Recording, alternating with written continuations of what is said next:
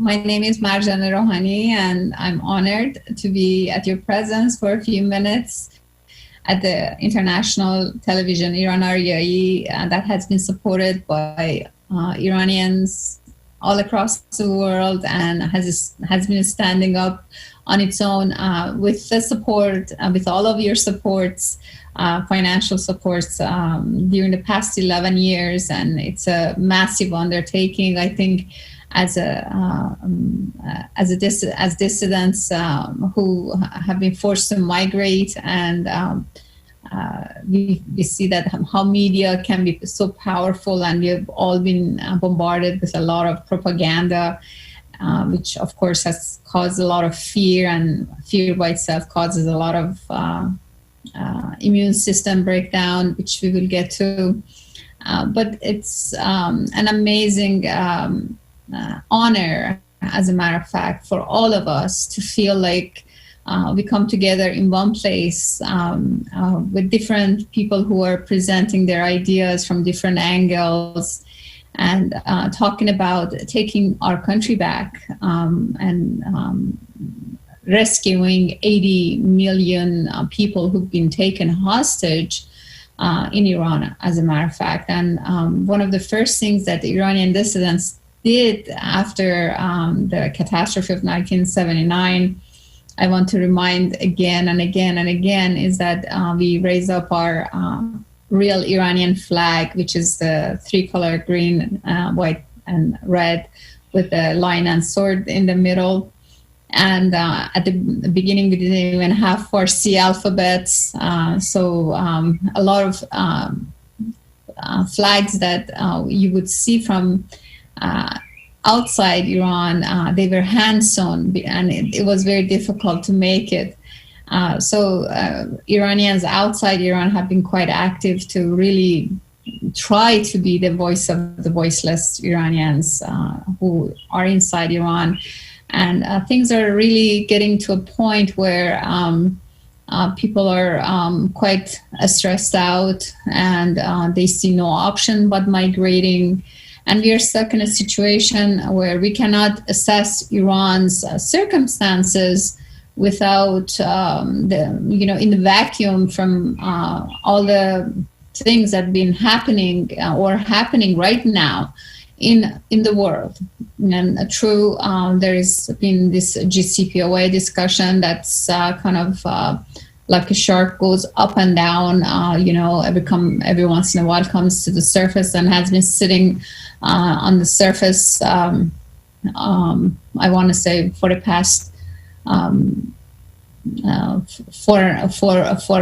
weeks, I think, in Vienna at the Grand Hotel. But these governments always communicate, and there's a lot of back talk behind closed doors, which we don't have access to, and we don't know what is part of the anxiety to try to understand what's happening, and to assure freedom of speech, freedom of religion, freedom of expression of thoughts, freedom of trade, to kind of be able to manage one's business, to run one's family. It's not too much to ask, I think.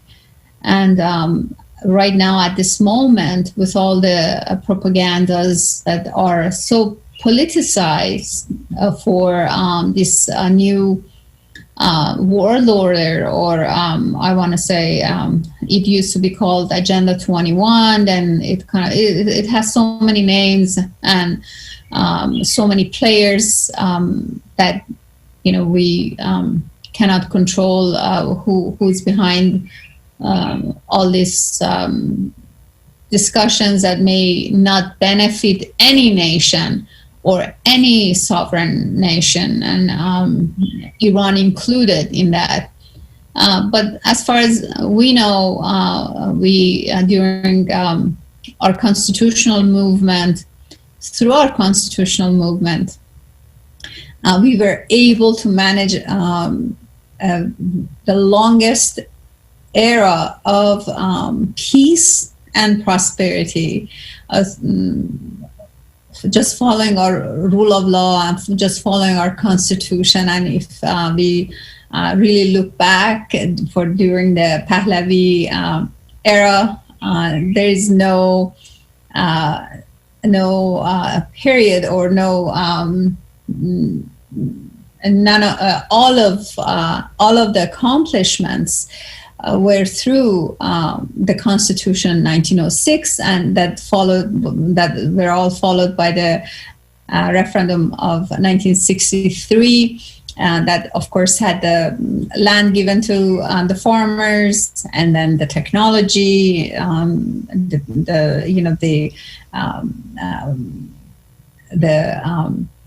people who would go into villages to teach the villagers how to write and how to communicate and kind of become literal, which was a huge problem for several centuries, as a matter of fact. And just to teach us to have our mosques and have our churches and have our temples. And again, everybody thinks that Iran is equivalent of taking hostages or basically causing problems, whereas essentially before the catastrophe of 1979, not even we got along with a lot of hostile powers who were quite devious during the Cold War, I want to say. But also, people would migrate to Iran to have better jobs, to have better opportunities, to have access to education. And in every, even the United Nations right now, that has really turned against nations and not really following its own charters, I think. And even elected Islamic Republic as a representative for Iranian Women Committee on their in their system just a few weeks ago. There was also a rumor that maybe Iran has lost the opportunity to vote, but I'm not sure. I haven't seen the legitimate or the verified letter about that. But all of these were just kind of a solved situation. All of these problems that have been created through this catastrophic event that was against Iranian will, and it was created by a lot of propaganda, like with BBC, who would announce there's going to be a gathering against the government. There will be this kind of a population that's going to be demonstrating against the Shah of Iran. And BBC was carrying a major load along with a lot of other players who were just carrying something that we didn't market as fake news, or we didn't, the knowledge or the understanding of what we have from media today, we did not have. Right now, we are again in a major global crisis where people who are the elitists and heads of corporations and super wealthy, and while we go to work and pay our taxes and try to make it from one day to the next, unbeknownst to the Earth population, there's this small group relatively, because the number of billionaires, if you want to count them, it's about 2,000 something in the whole world. And of course, they feel like they're above all of us peasants, and that nobody loves us, or nobody changed our diapers, or nobody took us to school, nobody took us to our first sports game. But a lot of us peasants, we grew up with a lot of love. We grow up to respect our old elders. We learn to be friendly and a smile and help each other and help others. And there are certain aspects of humanity that seems to be missing in this population, or this 2000 something population, who seem to be constantly counting their dimes and pennies, and seem to be playing on a board game to kind of win, who's going to win at the end of the game with more money. And I have worked in the setting of in cancer setting, and worked with a lot with people who had a lot of pain and suffering. And at the end of at that last moment, when your circle becomes smaller and smaller, and only more dear people are surrounding you, you don't think about the moments you are counting your money or going to the bank. You're thinking about those memories by the beach, how you fell in love, and how the person you love is holding your hand. Which brings another topic where, when the person actually dies, the person who remains is quite angry because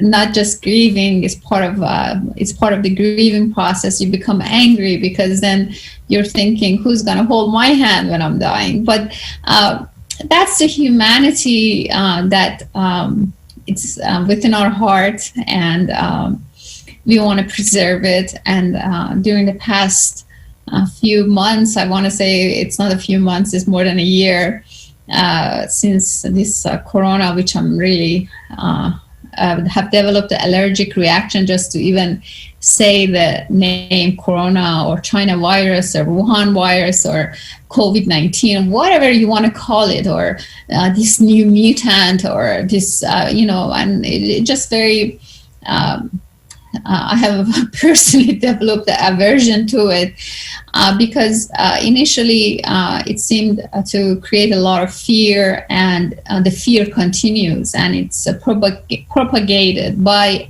the mass media that's so politicized and that's so controlled to really show a one-side narrative, and how we as human beings went through the Renaissance and came to a successful technology era during this current century, and the revolutions that we've been, since Gutenberg with the printing that really revolutionized how we communicate with books, and how we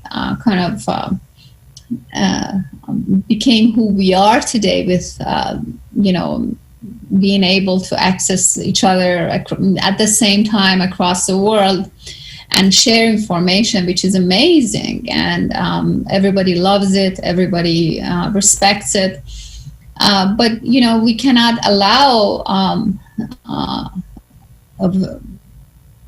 to forget, or we cannot allow abuse of this technology, basically, and how it's supposed to be regulated so it adheres to the ethics of humanity, or how these devices are supposed to be helping us to be more human, to be more close, and in case of emergency be able to reach each other, or if you want the news, we can get the news all at the same time from the sources we want, rather than this one narration that we've been bombarded about anything at this point. The censorship about even this coronavirus is so scandalous. That is probably closest to the book burning era of the Spanish Inquisition. And now I don't want to get into trouble with even saying Spanish Inquisition, because then, there are people who are kind of like macrophages in the body, just kind of roaming around and kind of trying to criticize anything anybody says about history. So any reference to any culture, any reference to any individual, any reference to how we feel, it has to be so politically correct that we have missed out on the content. And as a matter of fact, the way we got so accomplished and we got so advanced in technology and adapted our daily lives to this technology is because we shared several narrations, because we shared different opinions, and it became the sharing of the opinions or the winning the argument became the game rather than winning who, like in the casino, who has more chips in front of them. Well, that's fun and that's all game, but then in real life, and you have so much wealth and so much money that you are able to impact humanity in a good way or a bad way. And I think we are looking at a very, very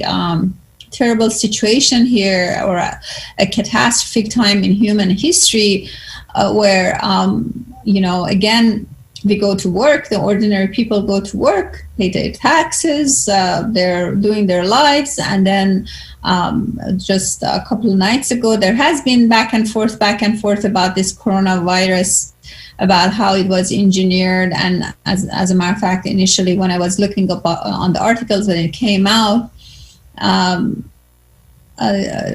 what was notable was the original articles. A lot of them were saying it was man-made, and because it had the HIV sequence on it.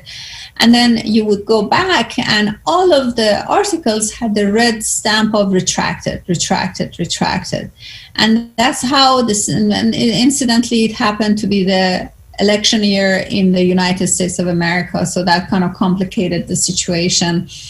And then it came to the point where you could not even propose or discuss what if this is man-made. And it came to a point where that some bat flew 4,000 miles, 5,000 miles, and somehow got into the human genome, and which was more bizarre than how HIV got inside the human system, which is another story.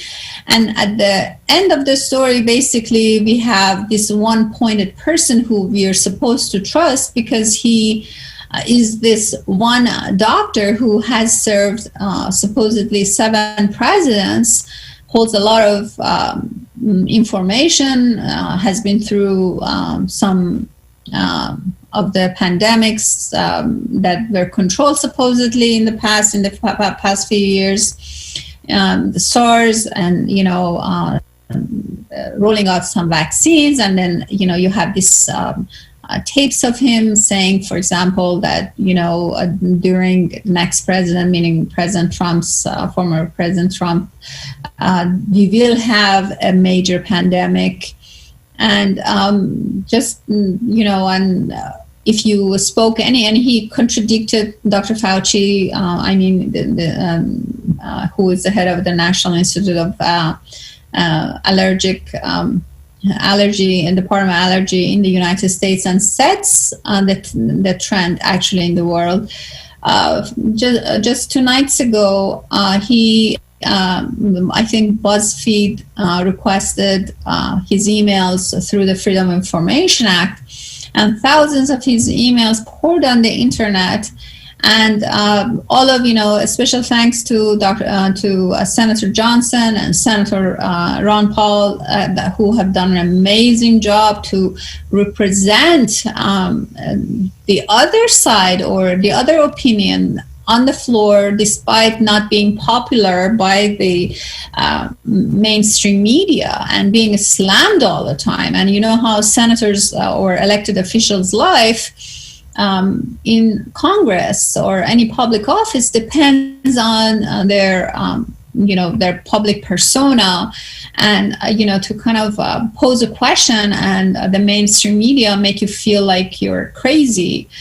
It's like it could have been a political suicide. But Dr. Rand Paul is an amazing senator. I think has stuck to his guns, and kudos to him. He stood up for people, and so these emails poured onto internet, and I'm not sure how mainstream media, who was really making a hero out of Dr. Fauci, is gonna handle the situation. I know for sure there's going to be some Senate hearings. I know for sure we have a system where once these issues are exposed, there are legal avenues, there are laws where already they're requesting some of the emails that have been exposed, stating that he knew gain of function, he knew that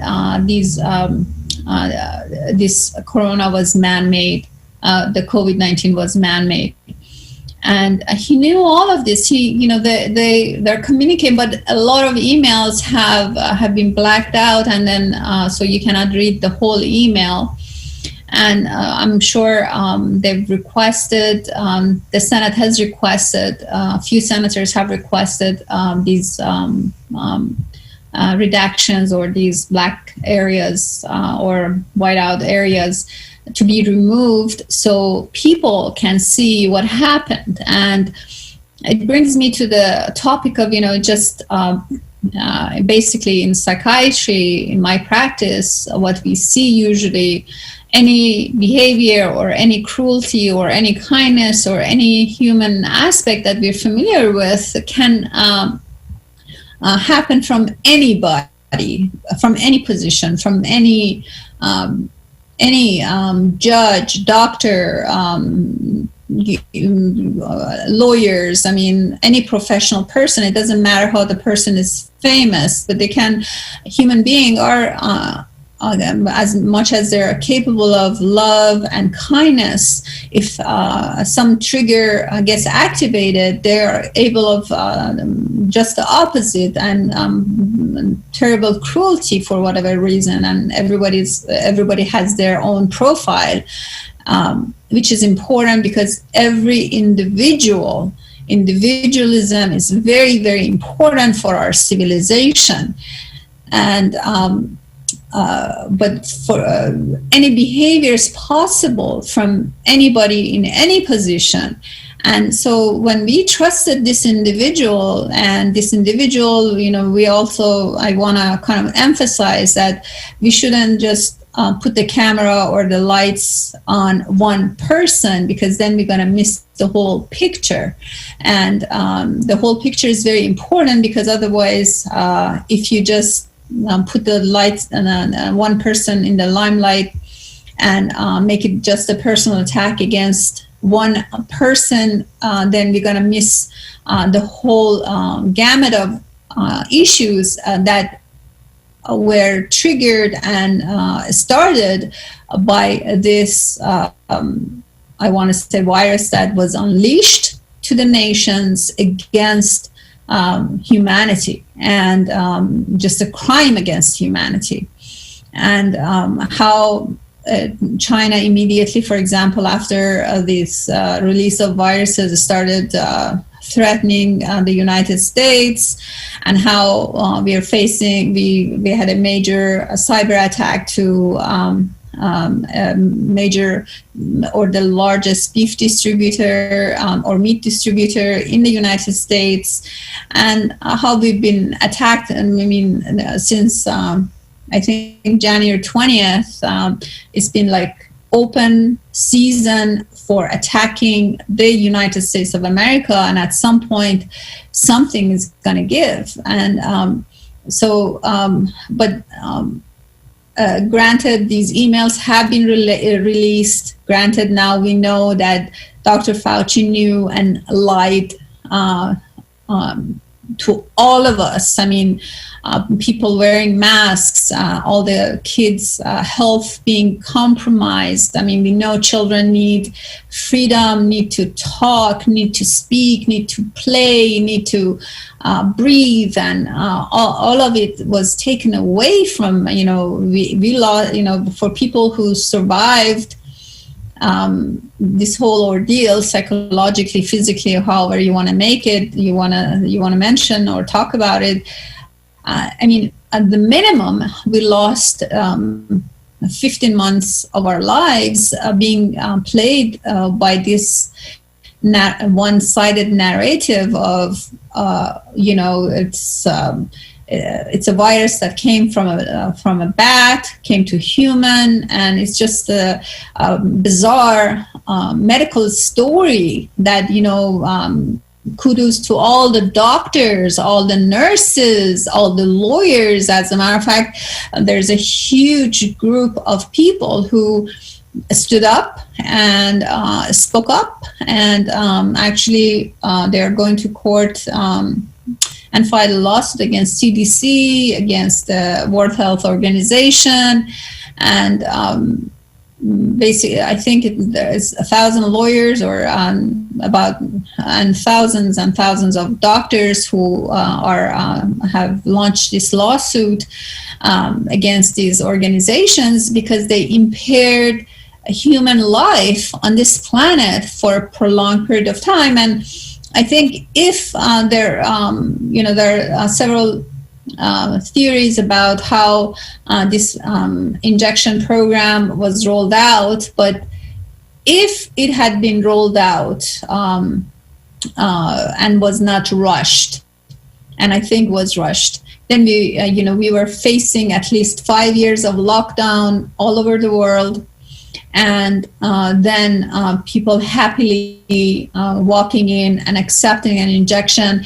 And during the experimental phase of an injection, the FDA does not require the manufacturer to reveal what's inside the injection.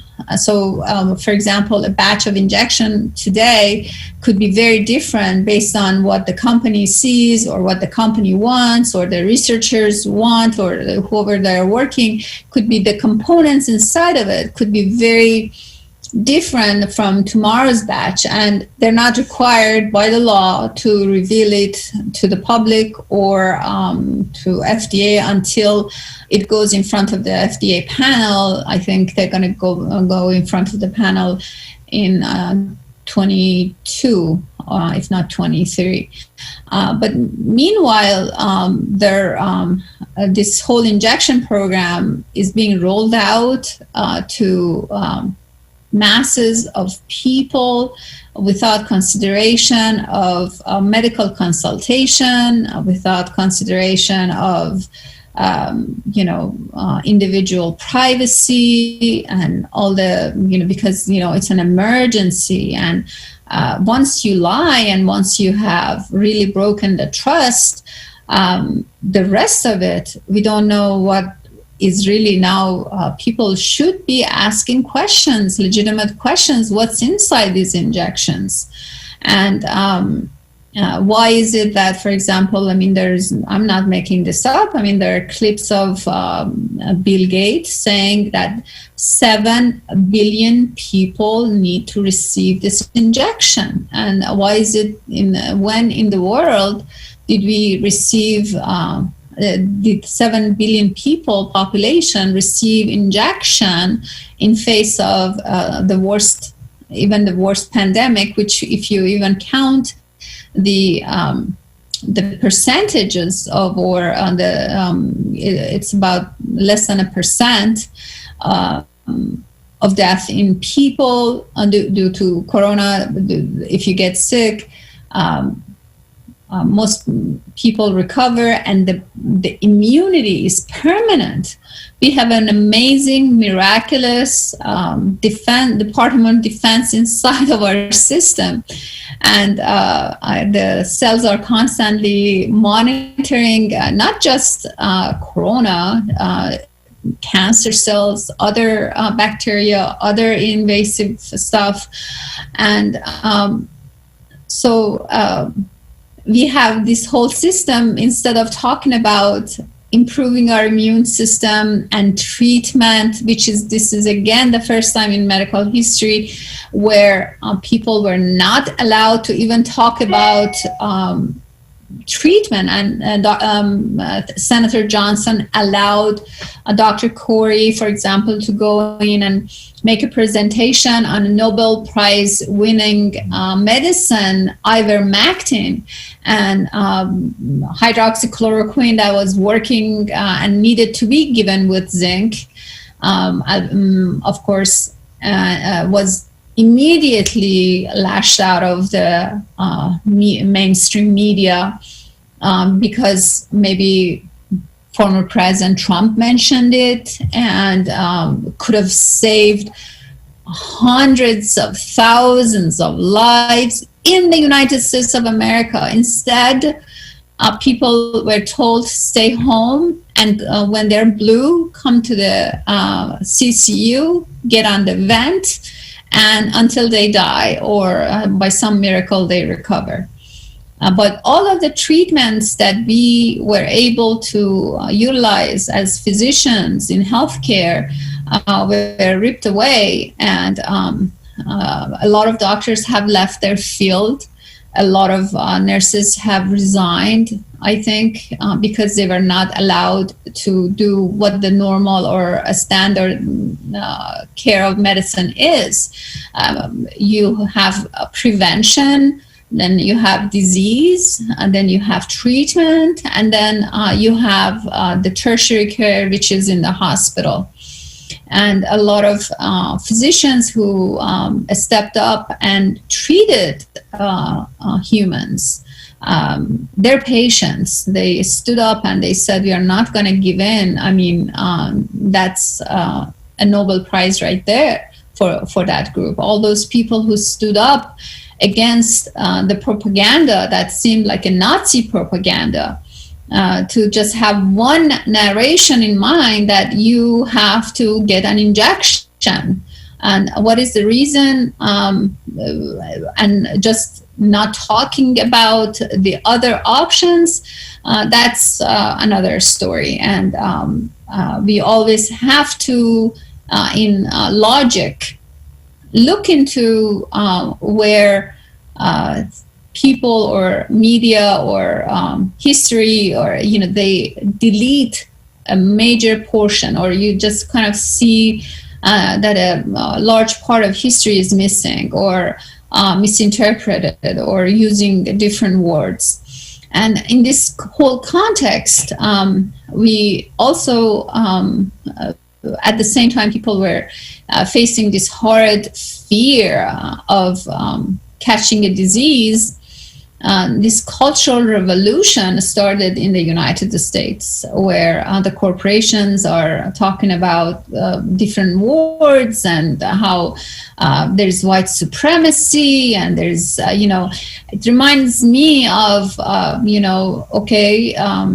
some crime happened several generations ago by somebody, and then people who are here now and getting along very well right now, you're punishing the descendants of those people. And we've never done that in the United States, at least. And we've never done that any free country, to kind of punish. I mean, the only culture that I can think of is the in Inca culture. If one person would commit a crime, and they would be banned from the population, and up to 7 generations, they would not be able to have any advances, or they would be punished in the community, basically. And I really think in other cultures, and especially nowadays, this is a modern day where even if somebody who is your relative commits a horrid crime, the system doesn't go and punish the rest of the family. And that's just not what we do. And we can go into detail and discussion, and I welcome anybody who wants to speak about this. And of course, this platform has been created by Television Iran REA, with a special thanks to our producer, Mr. Siavash, and of course, Mr. Aryan Vatankhwa and Dr. Saeed Hamzavi, who really has put everything together, including the constitutional movement. But it's all related to our law and order. And again, we cannot assess things in vacuum. And what's happening in the United States happened to us in Iran. And all of these, what is supposed to be like strange events happening, they're not unrelated. Like yesterday, I think there was this explosions of gas and reservoirs and oil reservoirs in Iran. And also, I think there were just some explosions. And then a couple of weeks before that, there was this rockets going back and forth between Hamas, who gets the parts from Islamic Republic into Israel, and then the whole mainstream media is blaming Israel for defending itself. And meanwhile, we know Hamas and Islamic Republic have been trying to test this Iron Dome, the Israel Iron Dome, to see how many rockets does it take for it to be broken. And so far, they started at 600, I think, a couple of years back, and which ended up with Qasem Soleimani to say ciao and get droned, and which Iranians really did not have problems with that. As a matter of fact, he was a person who was holding a purse to go and just distribute money to anybody and anything who was active against humanity, and just spreading the seed of hate and criminal activity, terror activity in the region. And so then we were able also at that time identify a lot of people who were supporting this individual who was doing that. And then fast forward, this a couple of weeks ago, 4,000 rockets shot at Israel.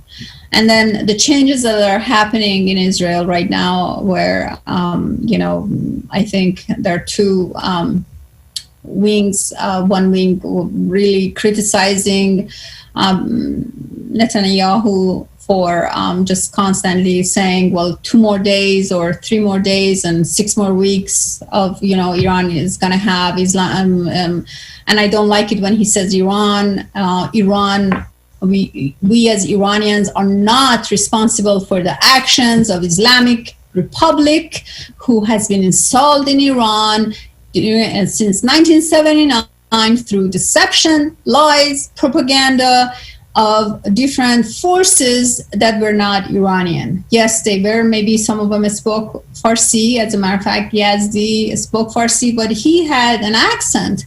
And I was even a child, and I was thinking, how could he be talking with this accent? He has an American accent. And we know how former President Carter had open communications with Khomeini, who had no feelings, according to himself, and that's another story we can get into.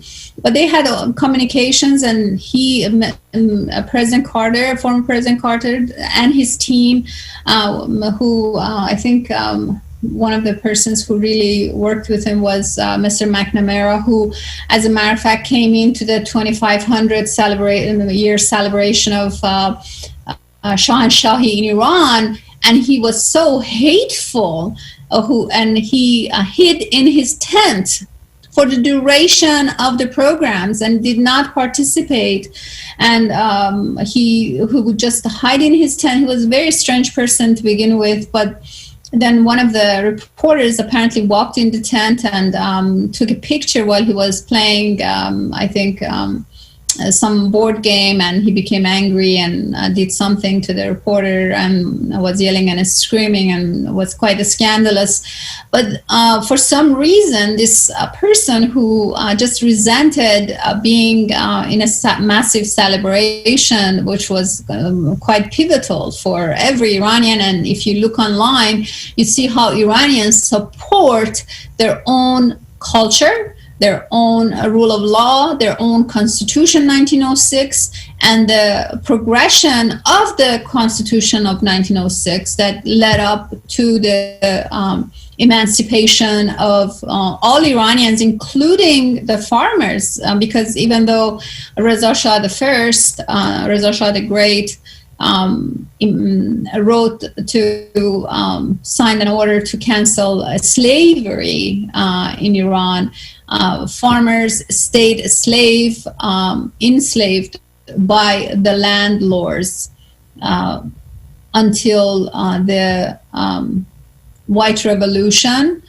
or the King and People Revolution in Iran in 1963. And I never forget that we, even as children, we had a program that they would bring in fruit, milk into our classroom exactly at 10 a.m. And, all the good things that we were able to accomplish, including to get along with each other. And, our neighbors could be from any nation, any religion, so we, I think we were all, most of us were raised very tolerant. And of course, there's always this 1% or this one small percentage of population who's intolerant. And there's been masses and masses of studies and theses about forensic psychology and psychiatry, how people even have genetic deformities, like the triple X syndrome, where the super male syndrome, where you have an extra Y, and you have more violence, basically, which can be genetic or can be environmental or can be how you were raised. It can have several reasons, and that's a completely different scenario altogether. But we are at a very detrimental moment in history of the world where people have access to information. Is the information revolution time in history, and we are aware of each other's humanity, and we embrace each other, we smile together, and if we've been able to conquer the fear, I think we can conquer anything. And Freud has a very famous saying that the fear is the strongest prison for all of us. And during this past 15 months or so, since this whole corona hit all nations, we witnessed a lot of criminal behavior. We were subjected to a lot of criminal behavior, I think. If you go to West Africa, or if you go and look at all the how the African nations were treated, or how things evolved in India, and how things are interwoven together in some respect, in a lot of respect, as a matter of fact, then we can understand where we are, and it's either going towards the light or going towards the darkness. And the light is the forces of all of us, who is the 99% plus, and the rest of it, who are trying to march humanity towards darkness, are the less than 1% of the population who live in their constant fear. And I, as a psychiatrist, I thought about, how do you create so much fear, and why do you want to brainwash people, and how do you entangle with that? And my own conclusion is that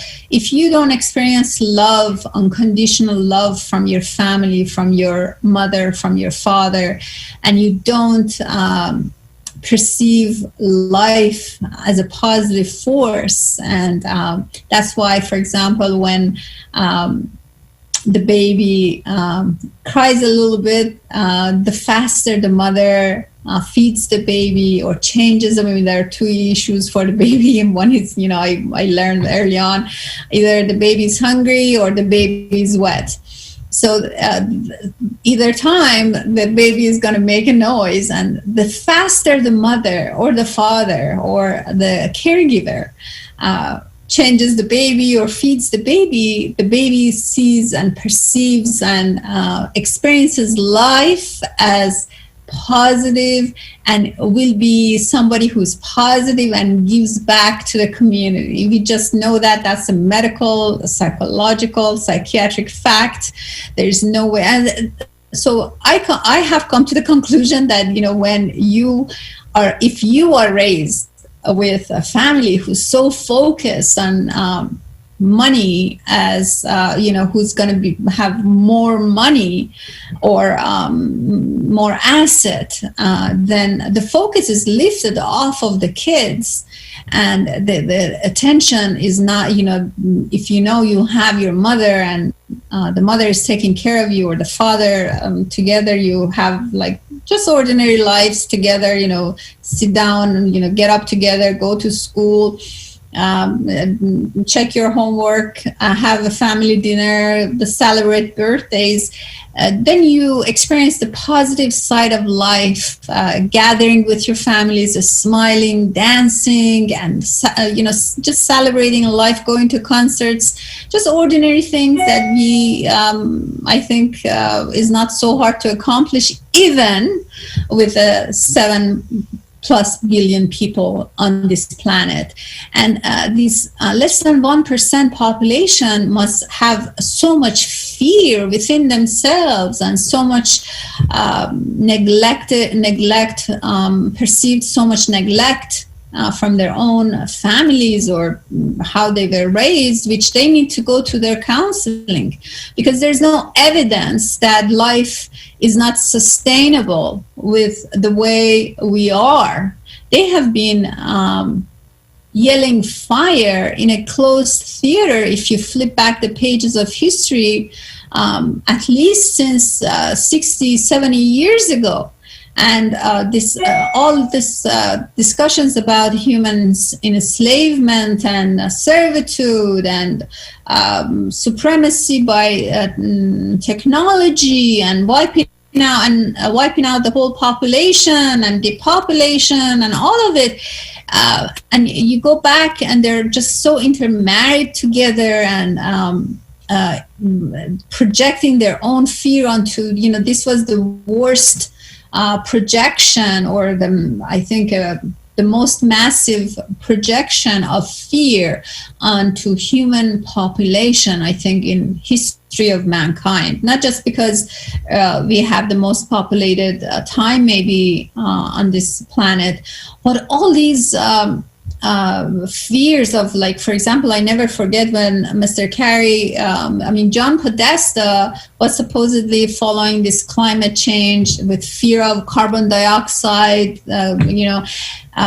killing us, or we have to be zero carbon, and grabbing all land, and restricting humans from accessing land and beach and sea and scenery and all the beautiful things on this planet that we can enjoy and we should be free to enjoy.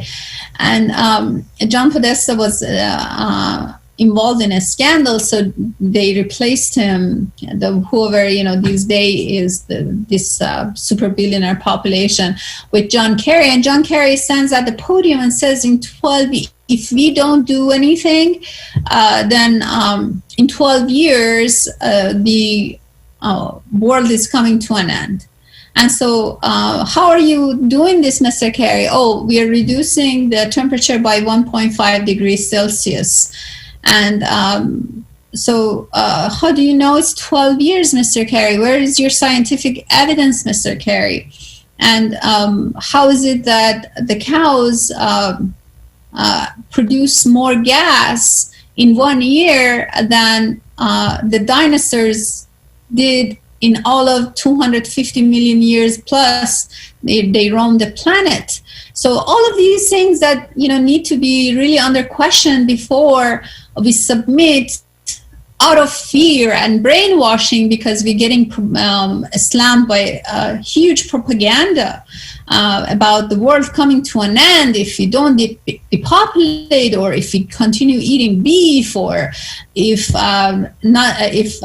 everybody is not gay, or if you see your son is playing with dolls, you don't raise him as a girl, you're committing a hugest crime, or just normal catastrophe, normal things that we have handled as human beings for millennia in a new catastrophic way, where we know that whoever came up with these plans, they did not perceive love.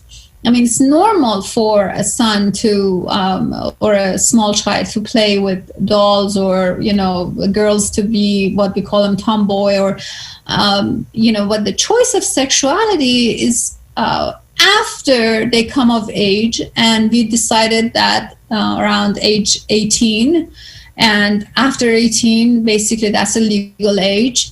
And sexualizing children is against should be against any human belief system. It's a real it's a crime against humanity and against our children. And we know they've been very cruel, as a matter of fact, by mandating the masks. If you want children to wear a mask with no reason, according to all these emails that we saw in Dr. Fauci's, and I really, it's a shameful situation to even call him a doctor at this point. He, with a God complex, who is mandating kids to wear masks and breathe, not to deprive them of oxygen, which they need to grow and to have their nervous system prosper and have neurogenesis and be smart and playful. Then we have a huge problem to wake up and really shed our fears aside. And we've come through the fire. The worst of it is behind us. All of the good people who are working for humanity, because we are I want to say Senator Rand Paul and Senator Johnson, who gave the platform and the time to the doctor team to present their cases and present a different narration, which was excluded and censored by mainstream media. And you had to go to find what they're saying in small media or platforms, and feel weird because, oh my God, everybody's going to think you're crazy. I mean, kudos to them. They are part of the 99+% of humanity to stand up and say, stop this insanity. Let us live our lives. If a small population, they have fears, they can see a therapist. They can seek mental health. You don't have to project your fear and I wanted to say your cruelty onto the rest of humanity. The rest of us are getting along fine, and most of us have different cultures in our neighborhoods. We are living very nicely together, and if you listen to the less than 1% of the population, the super wealthy people, are those people who made the ISIS, for example, and made us have post-traumatic stress disorder looking onto these new wars that were happening to the world, and to all these Yazidi women who were taken as sex slaves, and all these children who were taken away, and all these masses of people who were forced migrating. I mean, that caused the PTSD, mass PTSD to the rest of the world, because we were sitting here without access to technology, whereas we have the strongest army, and we have access to drones, and there was no need for ISIS to be able to take over all of the, have access to all of the Iraqi oil, to be able to make money. Who was purchasing all of those oil, or all of the, to make money for them, to, all those games that were played out. And I think, in the ending, humanity survives. I think we are winning, and that's the good news. And there's light at the end of the tunnel. There are good people working and for humanity, and I'm very proud to be here. And tomorrow, Friday at 12 noon, we'll be talking in Farsi, presenting Constitutional Movement Program. And until then, I appreciate you being here today with me. Thank you.